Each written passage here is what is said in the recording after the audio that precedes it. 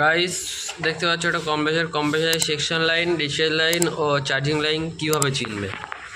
তো গাইস একটা কম্প্রেসারে সাধারণত দুটো করে সেকশন লাইন থাকে, একটা সেকশন লাইন ভিতরে একটা সেকশন লাইন যেটা কুলিং কয়েল থেকে আসে, আর একটা থাকে ডিসচার্জ লাইন।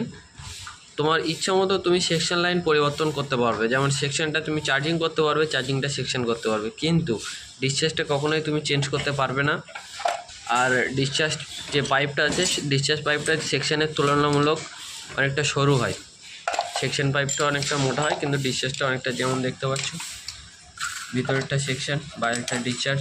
এই যে সেকশন, তুমি এই চার্জিং লাইনটা এখানেও করতে পারবে, তোমার সুবিধা মতো তুমি করতে পারবে। সেকশন ডিসচার্জ, এই যে হচ্ছে স্টেনার বা ফিল্টার ডায়ার যেটা বলতে পারো, এটা ক্যাপিলারি টিউব। এই যে সেকশন তোমার ডিসচার্জ যাচ্ছে ভিতরে, ডিসচার্জ ঘুরে কন্ডেন্সার পাইপ, যেটা আমরা